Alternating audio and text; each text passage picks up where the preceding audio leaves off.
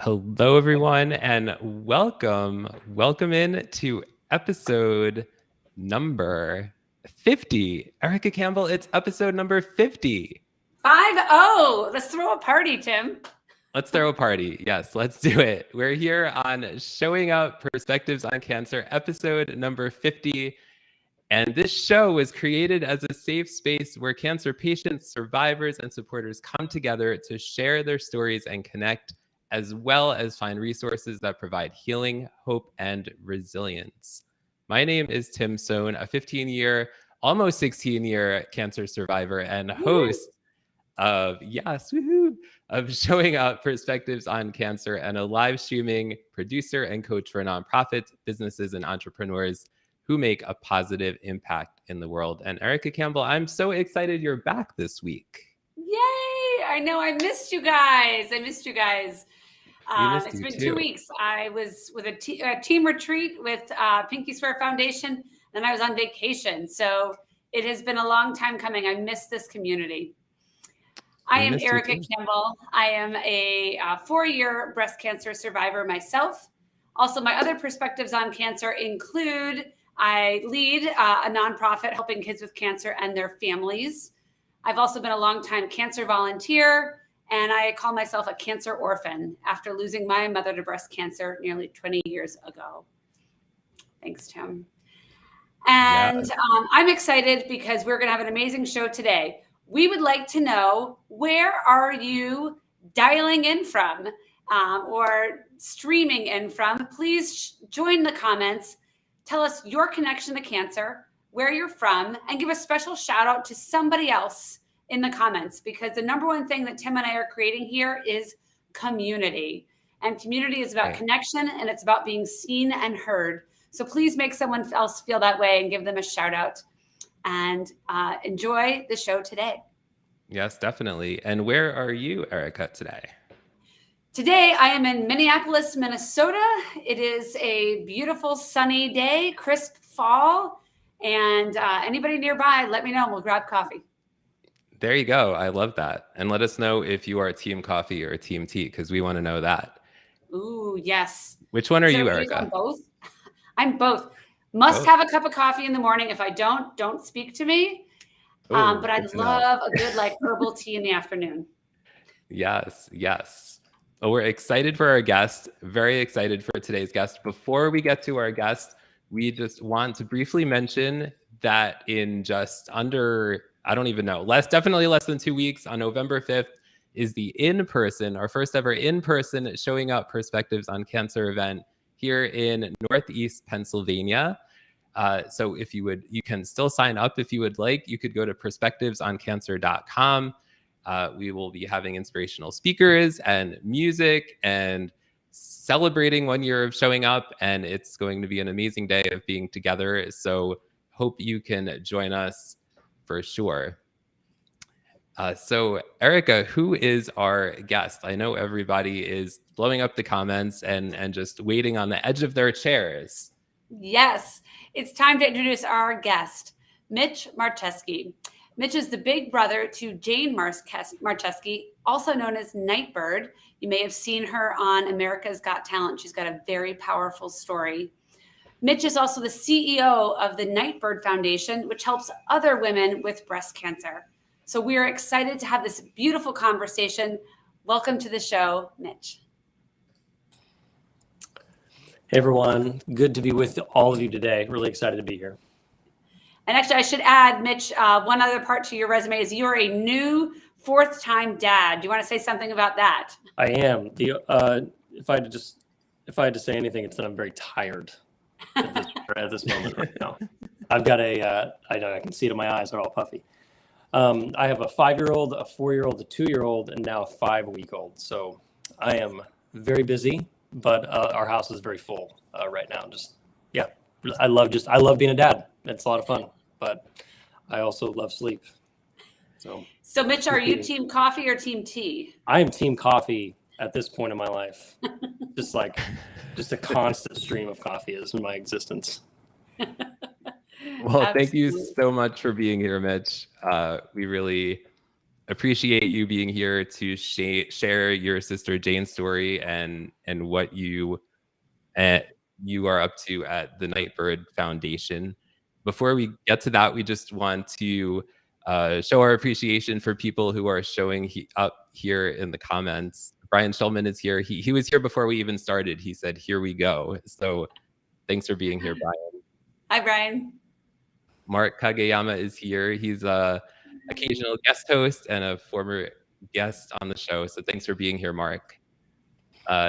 Zach is here. He's going to be at the in-person showing up event on November 5th. He says, "Yo, Tim, the man, the legend, the captain." We kind of have a joke going on. We try to make rhymes of each other's names, although that doesn't really rhyme, but there's that. Charlene Brown is here. She says, "Hey, Tim Sohn." Thanks for being here, Charlene. Jennifer is here. Thanks for being here, Jennifer. We appreciate you being here. And so many of you are showing up. Bill Tomoff is here. He says he's here from Maryland. Son Brian has battled cancer 5 times, and he's Team Coffee. Oh, I love you, Bill. Here. We love the cancer and coffee conversations going on simultaneously. Mary is here from Toronto. Her close friend is dealing with stage 4 cancer. It's a challenge. Well, thank you for sharing, Mary. We appreciate that, and we're sending love for sure. And Brian says cancer through his entire family, while all thought some have gone too soon. Well, we're sending you love and prayers, Brian, for sure. And Jill is here. She says, Saratoga Hospital, upstate New York. I am the cancer control liaison. I support prevention, screening, and standards at our hospital. Wow, Jill. Well, welcome to the show. Thanks for all you do, Jill. Yes, thank you. Rich Gasson is here. He says, you can't wait until life isn't hard anymore before you decide to be happy. Nightbirde quote from AGT show. Wow. Thank you. Well, thank you everyone for being here. Andrea Sanchez is here. Andrea, I'll see you. Welcome November 5th. Andrea has been my accountability partner on the in-person event. I was just at her event in Houston. She held an incredible event called the Worthy Rally for Hope and Kindness in Houston just recently. So shout out to all of you who are showing up. We really appreciate it.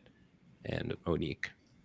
Okay, well, thank you all. As we go through the conversation, please let us know what questions you have for Mitch. We appreciate you all showing up for sure. So Erica, should we get started with the conversation? Yeah, for sure. Mitch, we'd love to just hear the wider story. So your sister Jane, also known as Nightbirde, she faced breast cancer multiple times and sadly passed away in February. Why don't you walk us through her journey and help us understand kind of where you fit in that story and how the journey went. Yeah, absolutely. Again, before I start, I just want to say thank you again for having me on the show. I really appreciate this community and the space that you guys have put together for people who have walked through this or have had family members that have walked through it.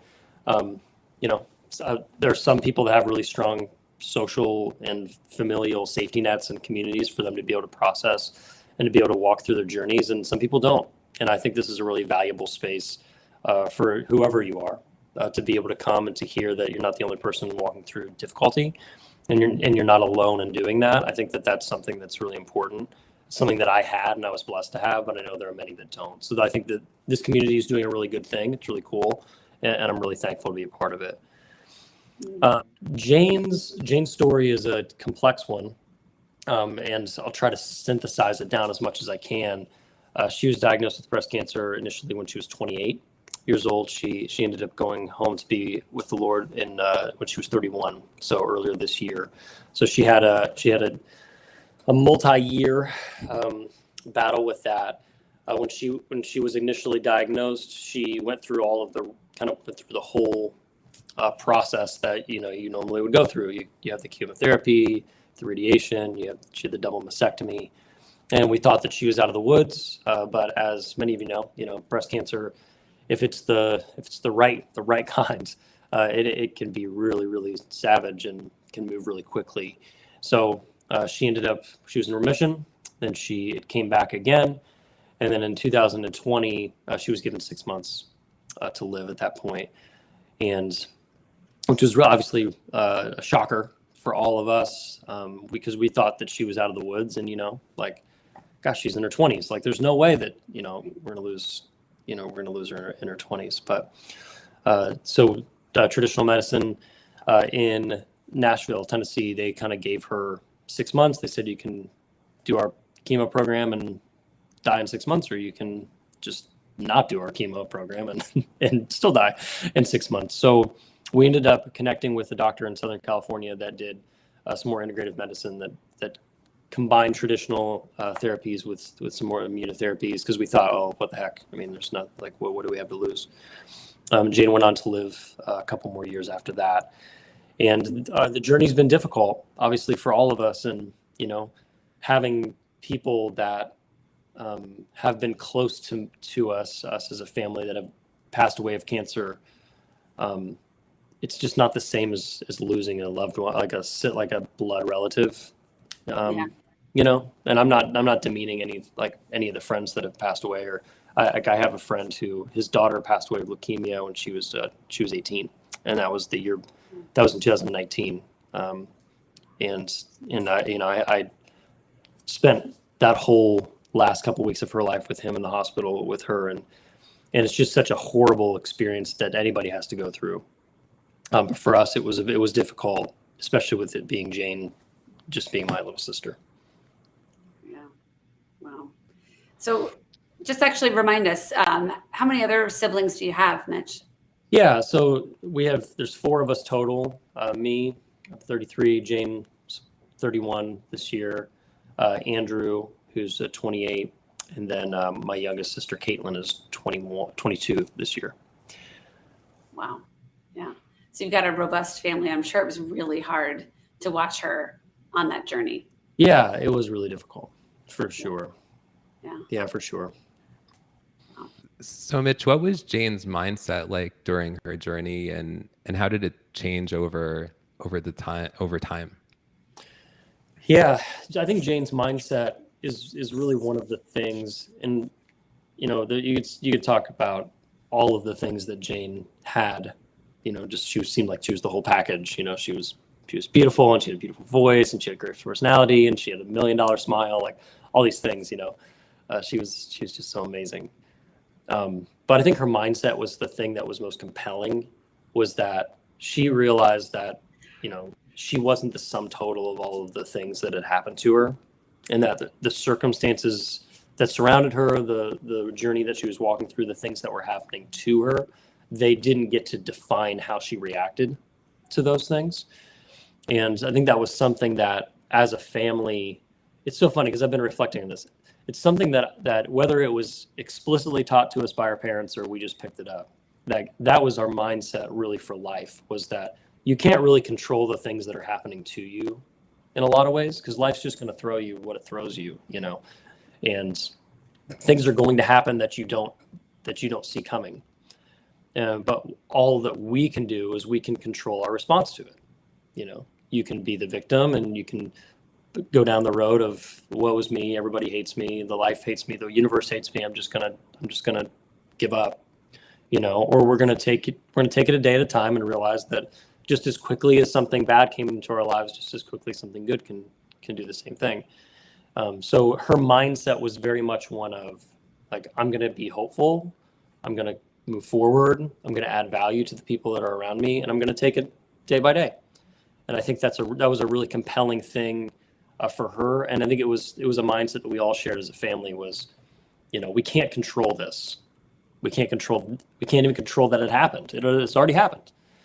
So what can we control today? Like, we control the way that we think, we can control the way that we act, we can control the way that we speak, and we can control who we love and care for in the midst of it. Wow. I gotta say, that's an incredible theme of the power of control, and how much you can endure when you make choices about how you react.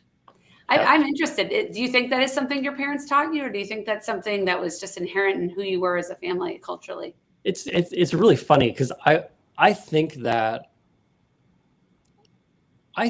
taught us that, and I don't know if it was that concise and that, like, as kids you don't remember anything your parents say.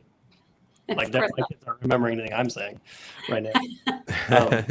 But I think that mindset was very much ingrained in us, and I think a lot of it too was just my dad was very much one that made us like push through and do things we didn't want to do a lot. Like we were just always doing something on a Saturday that didn't add any value to our lives, but at the same time, like dad was very much this, like, we don't quit, we're going to do hard things. And if you're doing hard things, like, just as like the hard things is going to be over if you just if you approach it the right way. Like hard thing can turn into a good thing depending on your perspective on it, And so I think that especially Jane and I, Jane and I were like 20 months apart. So we were practically, both the oldest in a lot of ways, oldest girl, oldest boy. They rode us hard, and we were always doing stuff like that. We never allowed to quit in baseball, never allowed to quit in soccer, never allowed to quit. And I think that mindset really sort of carried through into the future, where it was like, okay, like we can't do anything about this situation. I can't do anything about the fact that I'm, raking leaves at 7 a.m. on a Saturday morning, at 7, but I can do something about the way I approach it. So anyways, that's the way that I think we walked away with that mindset into our adulthood. Yeah, I gotta add that one to my parenting list of must do's. I know. I'm hoping that my kids listen to me. Yeah. And it's an incredible gift you can give them, with that power of resilience and choice, and never give up, and we can do hard things. Yeah, and I think just one more thing before we move to the next question, but I think from a control, because when you said something about control, I think that there's a lot of difficulty that people can have when they try to have too much control over a situation. Yep. And I think the best way that you can control a situation is controlling your response to the situation, not controlling your environment, not controlling the external factors, not that those things are bad, oftentimes, people live very unhappy lives because they spend their lives trying to control them and controlling others and controlling situations and controlling everything, when really the only thing we can control is our responses to those things. And I think that's the right type of control. Like if you want to control anything, control the way that you're thinking about things, or that you're responding to things, or that you're interacting with things, not trying to control everything else. Yeah. Such wise words, right? It's that serenity prayer. Yeah, for sure. Yeah. Yeah. Yes. Before we go to the next question, I just want to go to some of the comments. Zach says, Mitch, that is an honorable shout out to your parents. They do influence us more than we know. And admit, I bet you were awesome kids, you and Jane. Brian is quoting you. He's transcribing here in the comments. We don't quit. We're going to do hard things, and the hard thing is going to be over if you approach it the right way. Mitch's dad.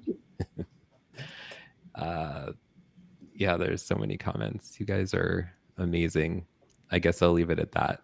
Okay, Erica, do you want to take the next question? Yeah, for sure. So what was it like, being a sibling, right? I think, I do a lot of work with children with cancer, and, we talk a lot about the siblings. So what was your reaction to being her big brother? And, what was your journey like for you? Yeah, the sibling question is interesting. I'm sure you see it a lot. Yeah. But Jane and I were like, because we were so close in age, we grew up just like attached to the hip. So like Jane and I were very, very close, like closer than any of the other siblings ever got to one another. And I don't know if it was, again, the shared suffering of Saturday morning and our parents or whatever, but like we definitely had a really unique connection. Jane and I did. So when this whole difficult, painful, experience came down our paths, I think for me, I wanted it. I I guess my response to it initially, and I think throughout the whole thing, was I wish that it could have been me and not her. Like if that were, and it sounds kind of dramatic, but like that was sort of the way that I was thinking about it. I was like, man, like I would take this, in a heartbeat, for her to not have to walk through it. And that I think was the hardest thing for me. I'm going to eat my own words on control, but like that was the thing that was so frustrating for me was I couldn't control her pain. Like I couldn't control her suffering. I couldn't take it away from her onto myself, even if I wanted to, And so there was a lot of frustration and a lot of learning, I think, that I had to do through that process of like, okay, how do I can't do what I want to do, which is take her pain away or take her suffering away or take her cancer away, even if I wanted it to come from her to me, like can't do it. So like, what's the next thing that I can do? It's like, I can give her the love and the support and the care and allow her to be as mad as she wanted to be, as happy as she wanted to be, as hopeful as she wanted to be, as, like being able to give her the support and an affirmation that she needed, and then just I just did as much as I could to do more of the practical things too, of like, oh, okay, like, do you need money? Like, do you need like me to bring the kids out to cheer you up? Like, do you need me to come out and spend a couple weeks? Or, I'm way more geared that way anyway. So being able to, as a sibling, trying to help and support her, it was way more in the practical end of things. Like there was her car registration that had expired and she couldn't, she just like didn't mail it in or whatever. So like, and it was in California and so I was her power of attorney. So I got on a plane on Thursday. I flew in, I went down to the DMV, I sat in the DMV for 8 hours or whatever, like, got all their stuff taken care of. And then I flew back the next day because like, I just needed to get that done. So those were things that like, I felt that I could control that were helpful for her. And it also helped me just feel like I was actually doing something that mattered, in a way that could help her out. Yeah. It's an incredible combination of being and doing. You were letting her be and giving her that freedom, but then you were doing the things that also needed to get done. That's really beautiful. And God bless you for sitting at the DMV for 8 hours, because that's the worst. That's the worst part of his cancer journey. Right. The DMV. Totally. Yeah. Oh my gosh, Mitch. Well, everyone, we are here on Showing Up Perspectives on Cancer. Mitch, is there anything else that you want to say in terms of what it's like to be the sibling of a cancer patient? And also, how did your family dynamics change? Yeah. So it's just so difficult because, and it's even difficult, after Jane has passed away, being a sibling. Like I can't imagine being my mom, like losing a daughter, as opposed to me, losing a sibling. So there is a unique sort of perspective, I think, that siblings have in that way. That's obviously, it's gonna vary depending on how close you are, obviously, to whatever sibling that you're part of, but or that you're close to. But from a family dynamic perspective, I was really proud of my younger brother in this whole process. So like I obviously, like we talked about, I have 4 kids. I had 2 kids at the time that Jane was diagnosed, and I had the third on the way. So Magnolia was she was in, I think she was probably Brooke was like 6 months in to that pregnancy when Jane was in 2020 when Jane was diagnosed again. And so I packed her up from Nashville, got her on a plane, and I got her settled in California. Spent like a month out there with her. And then I went home, and then Brooke, my wife, came out, and she spent 2 or 3 weeks. Like she was pushing the flight deadline, where they don't let you on the plane anymore because you're too pregnant. Yeah. She was definitely pushing that. So she went out because I had to so we swapped. And then in late March of, I think it was March or April of 2020, my younger brother, Andrew, he moved out full time to live with her for the rest of the time that she had. So he's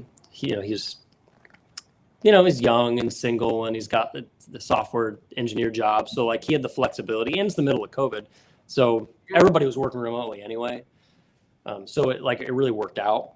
The thing is, that's not like Andrew's personality is not one to like be the caretaker type of person. Like he loved Jane, but he's like super introverted, doesn't want the spotlight, doesn't want to have to deal with messes or frustrations or whatever. He's very like, he's just going to do his thing, but he really stepped into that role. And I think he, if anybody, is the unsung hero of this whole story. We talk about Jane, and we talk about the foundation, and we talk about lots of things. Like Andrew literally uprooted and upended his life to move to California to live with Jane and be with her for those 2 years.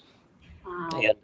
And that's, I think, something that's incredible, and that I have a just tremendous amount of respect for. And I always want people to know, he's the one who did, he's the one who did the day-to-day with her for such a long time. I mean, like I went out, I was out for months at a time too, to give him support. And I'm not saying that, I just sat at home and like let Andrew do everything, but at the same time, like, with 3 little kids, it's not like leaving my wife for a month at a time, with 3 children did not bode well for my marriage being, very long and prosperous. So, so Andrew is the one that really stepped into that role. And I think that's really brought our family together in a way that I don't think that any of us could have understood. And that the difficulty of us having to figure all of those sorts of things out, helped us grow just as people. And I think that we're all better people at the end of this, even though the end is not what we wanted. Andrew is a completely different person than he was 2 years ago. And I'm really thankful for that in a lot of ways. Yeah. I've often heard it said, when one member of the family gets cancer, the whole family gets cancer. Mm-hmm. And that's what I'm hearing in your story, is that everybody had a part to play. Oh, yeah. Yeah, certainly. Wow.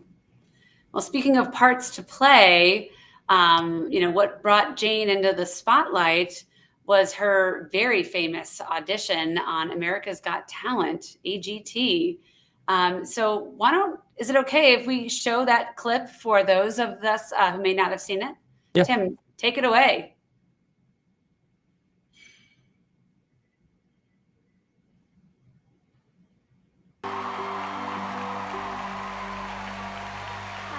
Hello. How are you? I'm awesome. I'm so happy to be here. Well, we're happy you are. What's your name? My name's Jane. When I sing, I go by Nightbirde. That's nice. Nightbirde? That's right. Do you sing for a living? Not recently. Where are you from? I'm from Zanesville, Ohio. Okay. How old are you? I'm 30. 30 years old. And the dream is to be a singer. What are you going to be singing for us tonight? I'm singing an original song called It's Okay. It's okay. Yeah. It is. It's okay. It's okay. What is It's Okay about? Okay is the story of the last year of my life.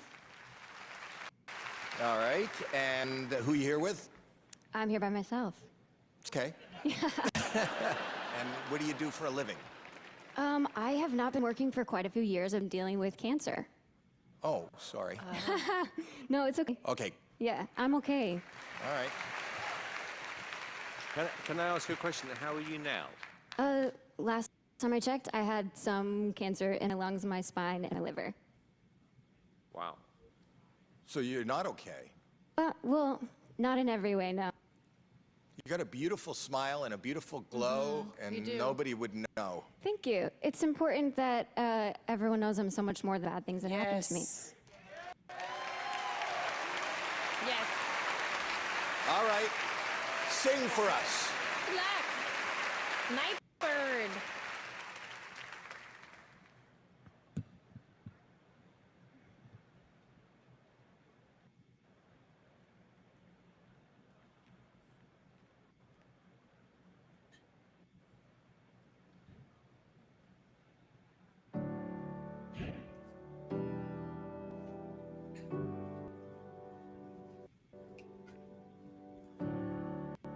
I moved to California in the summertime. change my name, thinking that it would change mine. I thought that all my problems, they would stay behind. I was a stick of dynamite and it just was a matter of time, yeah. Oh dang, oh my, now I can't hide. Said I knew myself, but I guess I lied. It's okay, it's okay, it's okay, it's okay. If you're lost, we're all a little lost, and it's alright. It's okay, it's okay, it's okay, it's okay. If you're lost, we're all a little lost, and it's alright. It's alright, it's alright, it's alright.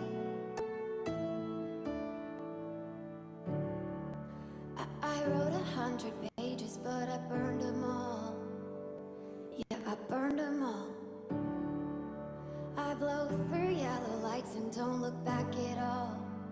I don't look back at all. Oh, dang, oh my, now I can't hide. Said I knew what I wanted, but I guess I lied. It's okay, it's okay, it's okay, it's okay. If you're lost, we're all a little lost, and it's alright. It's okay, it's okay, it's okay, it's okay. If you're lost, we're all a little lost, and it's alright. Oh, it's alright to be lost sometimes.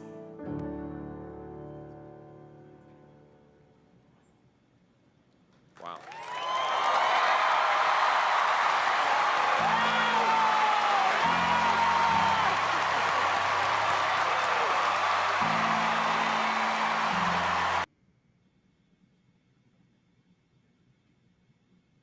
Wow. What's that like to watch that again, Mitch? I get like, I'm serious. I'm like pulling back tears. Every time I watch it, it gets me. Like, I don't know why. I know why, but I've seen it a million times, but Wow. So powerful. he's just great. I just miss her. Yeah. Yeah. Yeah. And that moment, put her on the big stage, but she was always on the big stage in your heart, right? So what did that moment do? She won the golden buzzer. How did it change Jane's life, your life, the world? What was that like? Yeah, I mean, that's such a big question, because it's changed in a lot of ways. It's fundamentally changed everything, and in some ways, it's really hasn't changed anything at all. I mean, Yeah. if there's any more of a paradox there, I suppose. Like, Right.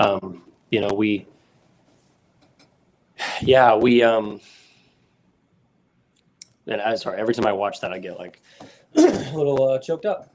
Yeah.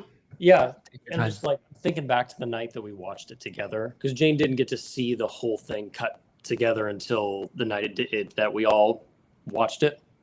So she just like went and experienced it, and then just like got back in the car and like went home or whatever. And so she, being able to be there, we had like a party, like a watch party here in Ohio for all the friends and family and all of that.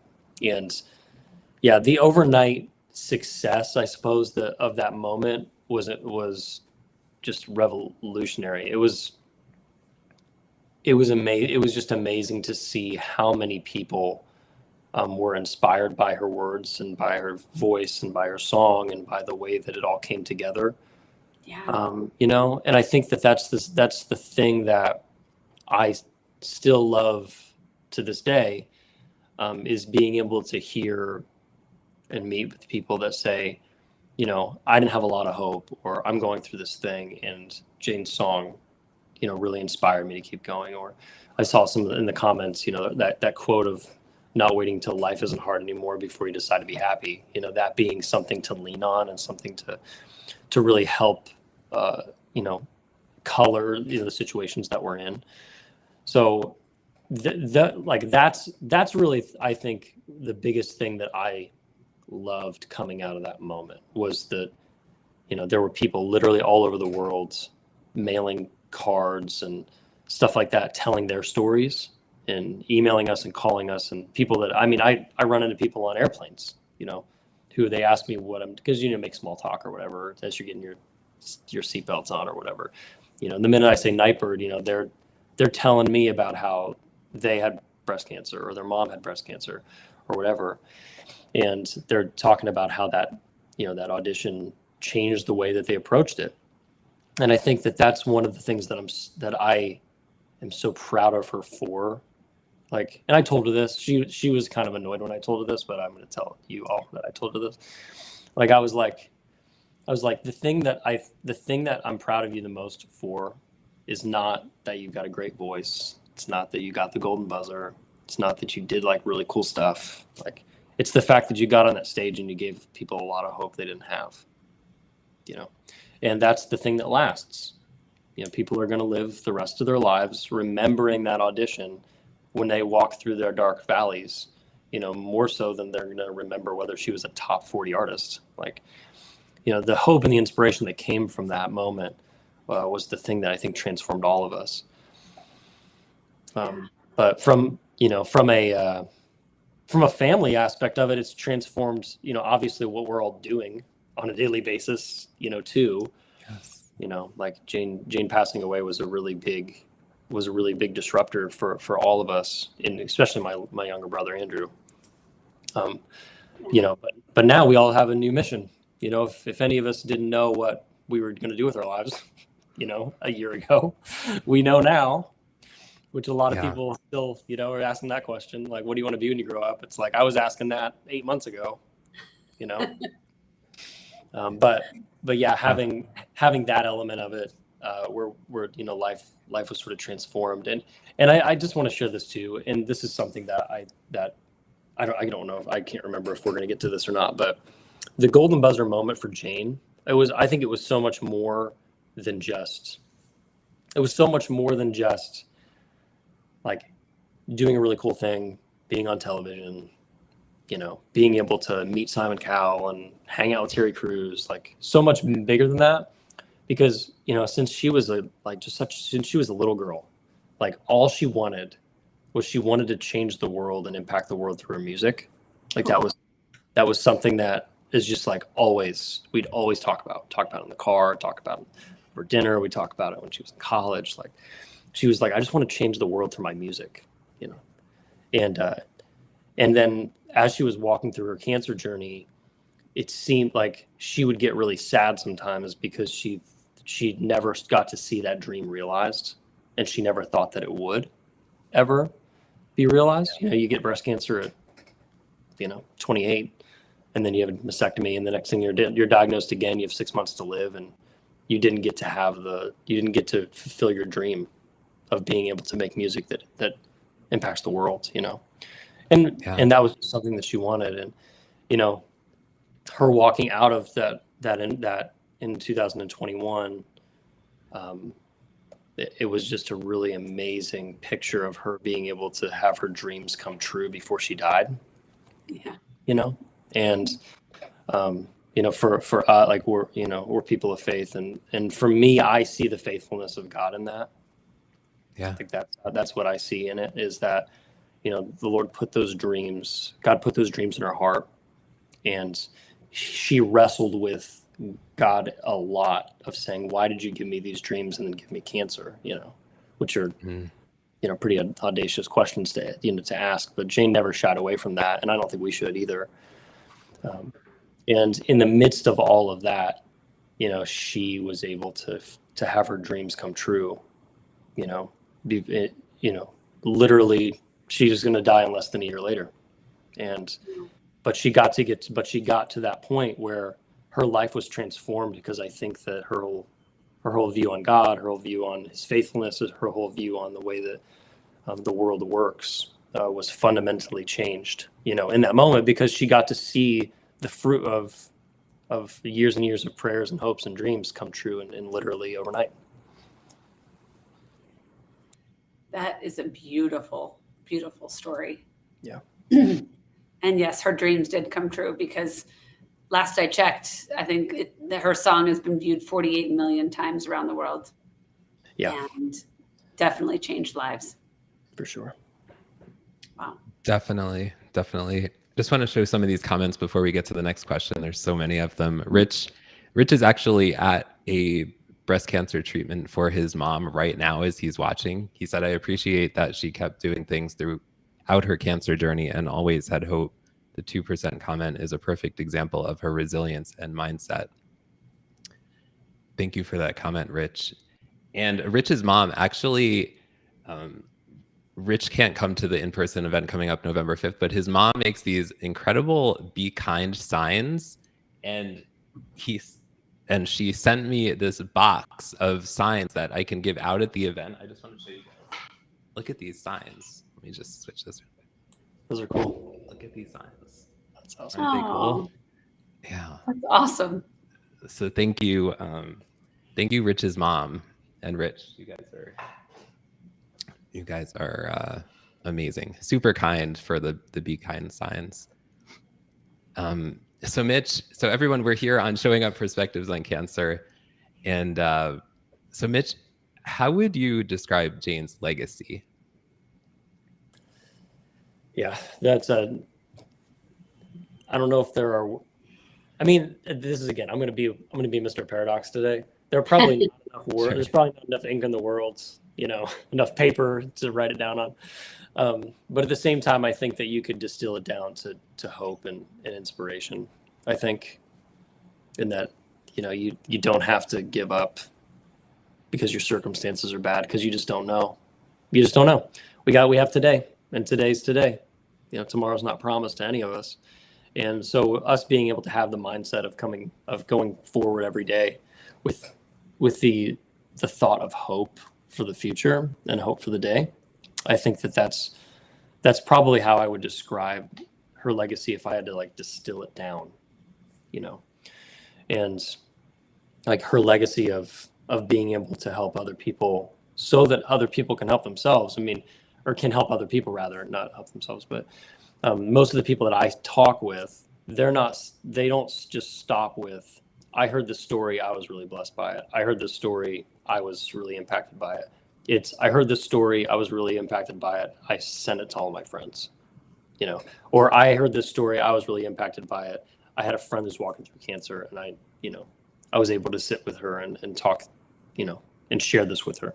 So you have people that the message is sort of, rippling out, I suppose, from that. And I think that's what's, again, exciting and encouraging. I'm trying to think how to articulate this, because I care about raising money. I care about her music doing well. I care about her legacy, being something that can go on into the future, that can help lots of people. But again, the thing that I'm most proud of for her is that her wise words on that stage and the inspiration that she was able to give have been able to change a lot of lives. And I'm hoping that they continue to change lots of lives to come. Absolutely. Wow.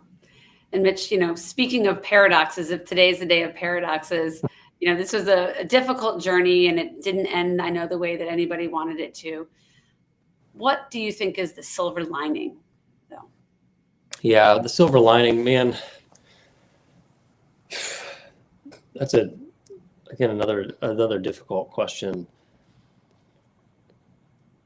I could probably go through a list of silver linings, and some of them are as simple as, the basic truth that when you walk through something difficult and you treat it the right way, you become a better person on the other side of it.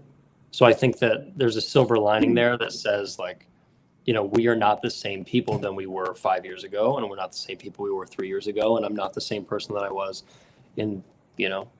on February 15th, which February 15th is my birthday, and that was the last day that I got to see Jane before she passed away. And so even just having that transition from being a family of 6 to a family of 5 has just made us different. We've all changed in a lot of ways, but the beauty of it, the silver lining of it for me, is that we've all changed in good ways.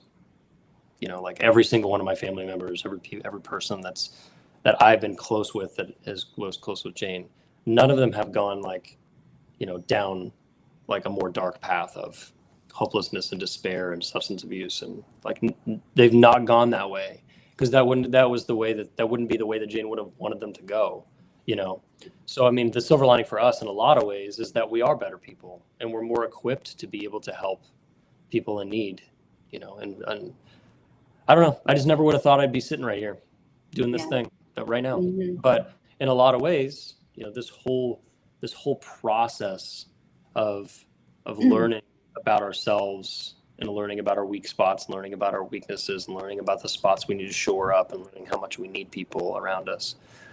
That whole process has equipped me to be sitting here today, and I'm hoping that whole process for all of you guys, makes you better. Just makes you a better person, makes you a better lover of the people that you love and you care about. Like, that's, I think, the silver lining for me at the end of the day, from a personal level. And then from like, on the Nightbirde Foundation side of things, I think the silver lining of Jane is that, I'm sure we'll talk about this in a minute, but if it were not for Jane's generosity to begin with, and who she was, to begin with, we wouldn't be able to help other women that are just like Jane, other Janes out there. We wouldn't be able to do it. So like the silver lining of it for me as well is that even though Jane's passed away, because we all walked through this process, we're going to be able to help other people not pass away, at least not as soon as they would have otherwise. So that's a silver lining for me as well, is that I don't just get to miss Jane, but I get to continue Jane's work in a lot of ways into the future. Yeah. And the journey goes on. The silver lining probably will unfold in the years to come. Yeah, it certainly will. It certainly will. And, I'm excited to even like my oldest was, both my two older boys, they're old enough to remember Jane, like not as just like a TV personality or whatever, but like they are just so funny because they saw her in like all the different stages of Jane, but it's so funny because like their mind, you can tell their minds sets are being even shaped by the things that she was saying, that she was, sure. And I think it's just, that's exciting for me from a silver lining perspective of, what, my kids are going to be completely different kids than they would have been had we not walked through this. Like they just are.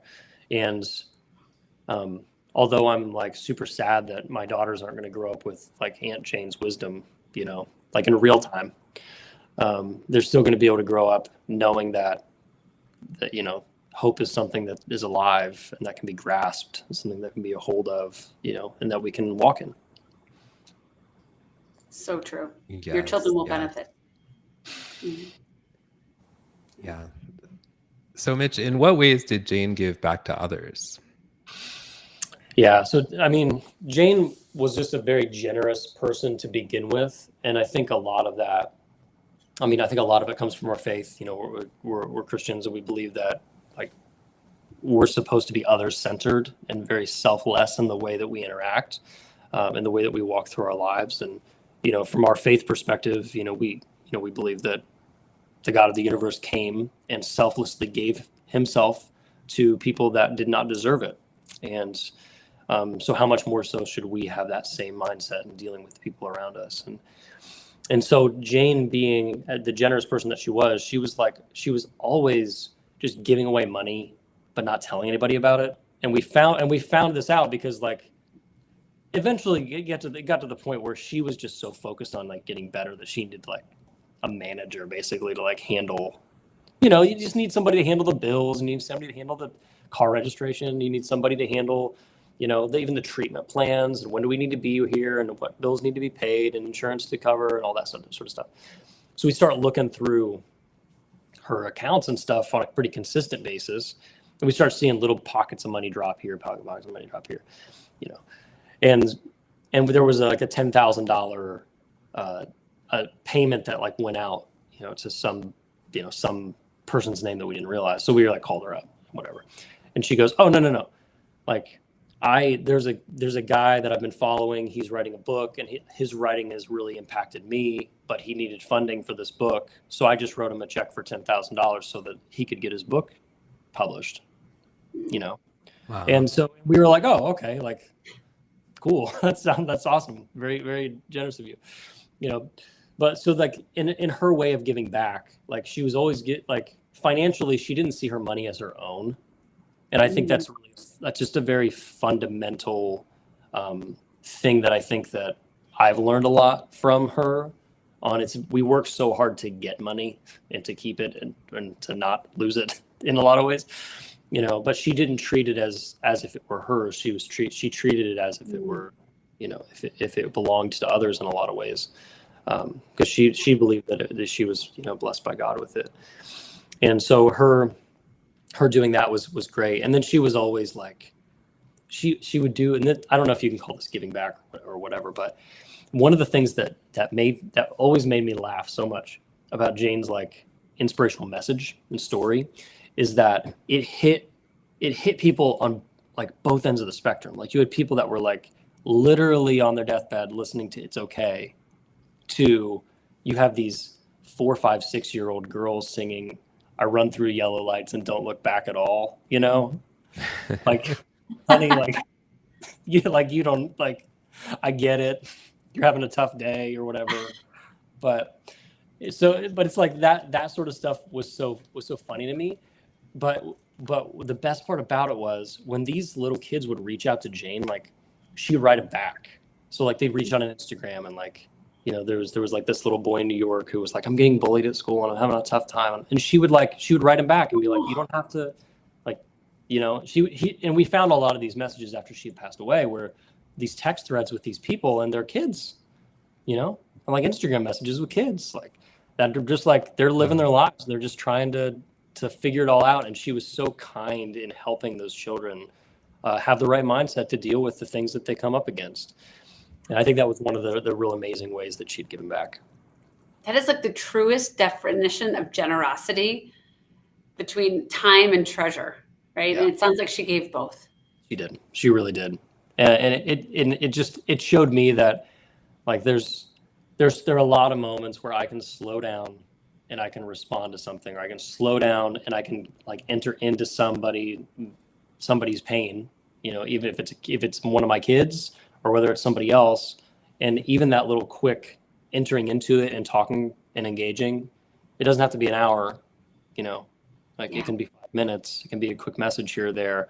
And it does amazing things. I mean, there was this little girl that in New York who she wrote me a letter and sent me some pictures. She'd set up a lemonade stand on her street to raise money for the foundation because she got to talk to Jane before she died. So she raised like $42 or something and wrote me a check, you know. It was just so sweet. And it's like that little girl is going to like change the world someday, you know, because like Jane took the time to like reach out and to engage with her. So I think that Jane did a lot in that way. Yeah. It's almost like coming back to, you know, Jane's desire to change the world through her music. And it was, you know, she changed the world through her music and her actions beyond the music. She changed that little girl's life. She did. She really did. Great.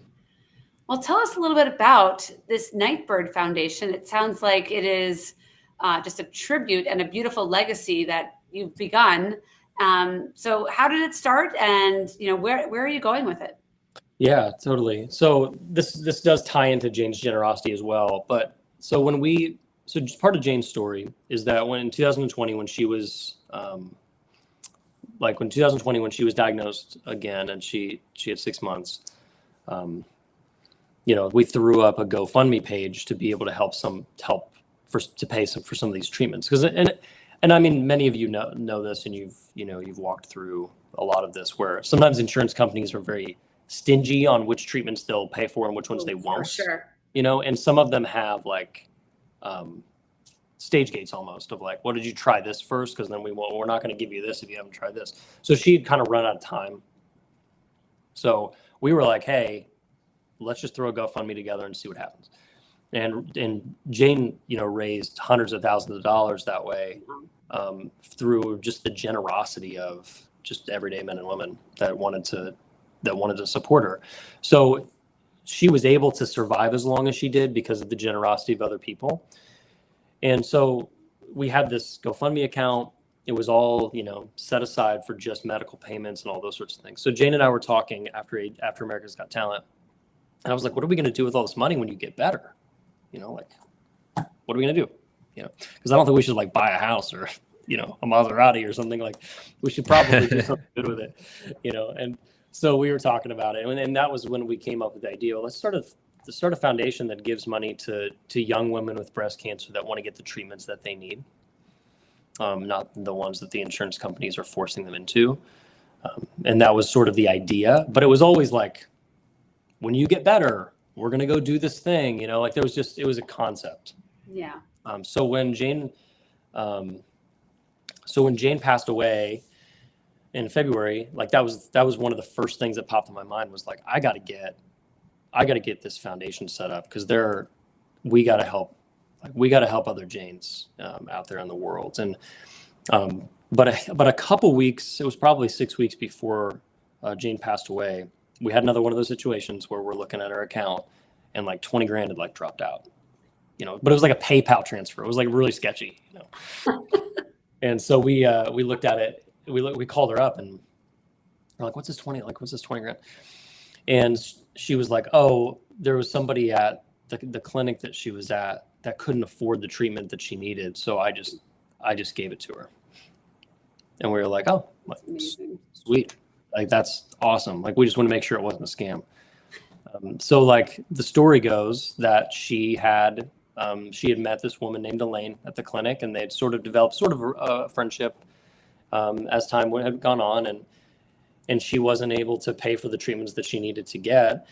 And Jane just came up to her and said, hey, like, do you want $20,000? I think it was $20,000 if I'm remember. Everything blurs, but it was that. I think it was that amount. Magnitude, yeah. And she was and she was like, it was freely given to me, so like, I can freely give it to you. And then Jane passed away. So I think it was 5 or 6 weeks after that.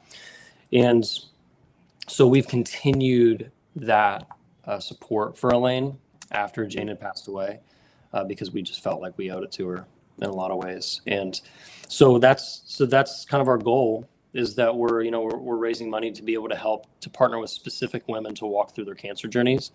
Right now, obviously, our capacity is really limited because it's a lot of money to pay for things that insurance doesn't want to cover. But at the same time, our goal is to be able to help like lots and lots of women in this way, in the same way that Jane did. And I know we're coming up in time, but like the idea that Jane had like the blessing of financial support from a GoFundMe, like relational and familial support from us, like, the ability to go where she needed to go, to have people take care of her, like the right doctors to give her the right treatments. Like, she was blessed, like this confluence of factors that came together that allowed her to be the woman that she was. And for me, it just pains me to think that there are other Janes out there that don't have those things, or they're missing pieces of those things. And I want to step into that gap and be able to be a part of their healing. So we're focusing on like really young women with breast cancer with a sense of need. That's sort of our spot. That's the lane that we want to ride in, because that was Jane. Jane was in her 20s when she was diagnosed. She died when she was 31. She had breast cancer, and she wasn't able to do it without the generosity of others. And we want to walk in that same spot. That is an incredible legacy. And we all wish you the best of luck. I can guarantee this community is cheering for you and supporting you. Yeah, certainly. If you guys have an extra few minutes, I could play the Elaine video. But if you guys are up against time, I won't. I'm good. I'm good to go. Okay, Yeah. cool. Yeah, awesome.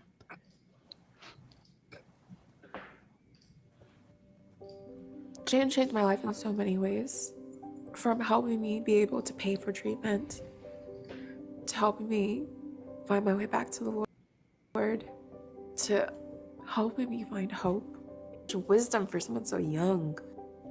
And she had this peacefulness about her that was like infectious. Everyone's were difficult. My name is Elaine Faye, and I am a cancer patient, breast cancer patient specifically. I was diagnosed at the age of 35. I'm thankful for every day that I have that I'm still here. I'm also a musician, and I've been doing music for a long time now, and it's just been my utter joy to be able to pursue what I love and make a living doing what I love. So I was born in Long Beach, and I grew up in like Long Beach, Compton area. I had a very traumatic childhood. My father was very abusive, and then my mother passed away when I was 14. I went to school in LA for music, and then I've been there ever since. I've built a career out of doing a lot of writing for TV and film. I've found a lot of success there. It worked out to where I'm getting to do what I love, but also being able to make a living, which is, I know, a huge blessing because I know a lot of people don't get that. I live in Los Angeles, California, and I received treatment in Irvine at the Cancer Center for Healing, which is where I met Jane. It's just kind of weird that I'm still here and she's not.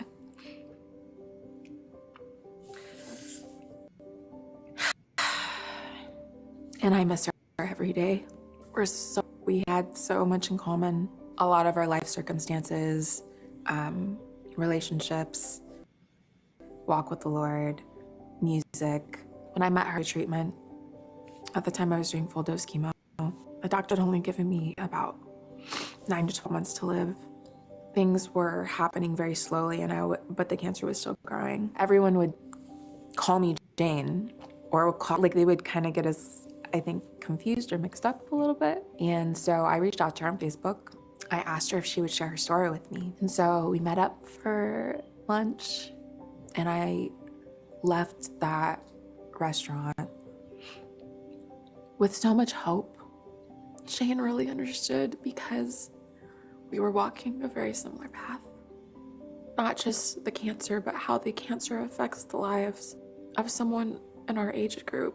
There was one time I was sitting in one of the super comfy chairs at the clinic, and I was just devastated because the hospital just told me that there's nothing else they can do for me, and I have about 2 to 3 months to live. I knew that the chemo offered at the clinic was something that could potentially really help me, but I couldn't afford it. And then I talked to Jane, and she was like, "Do you want $20,000?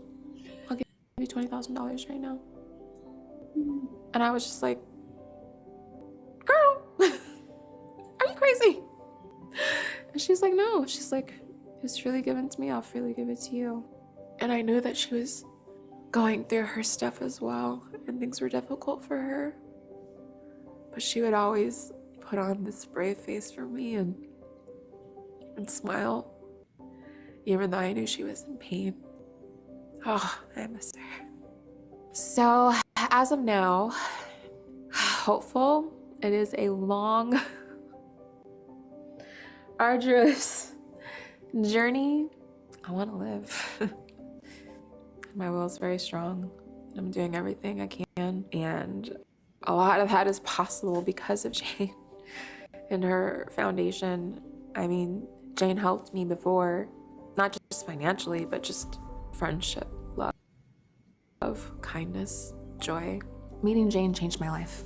But now that she's still helping me through her foundation and through the memory of the extraordinary woman she was. I wouldn't have been able to do this without the help of Jane's foundation. I think the biggest thing that she taught me is there's always hope. And hope is the most powerful thing that you can have on this journey.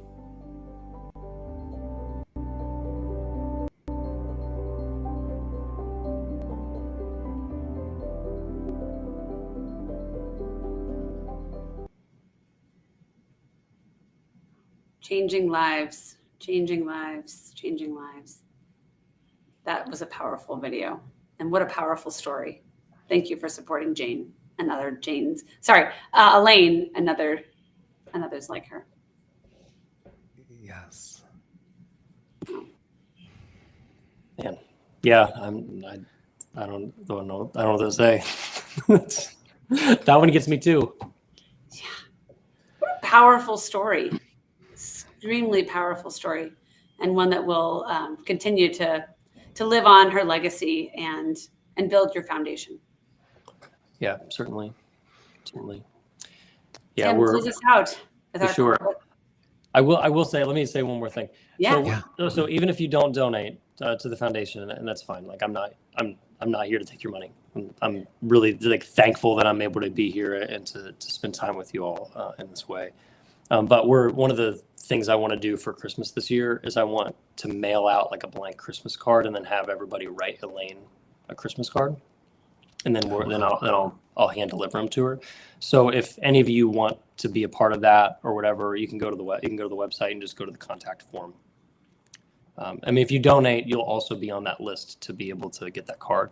But I just think that, as she doesn't have the same social support, as Jane did. And I think that being able to have, some Christmas cards telling people from people all over the country that are praying for her and, wishing her the best, I think that that's going to be really impactful. So yeah, if you don't want to donate, that's fine.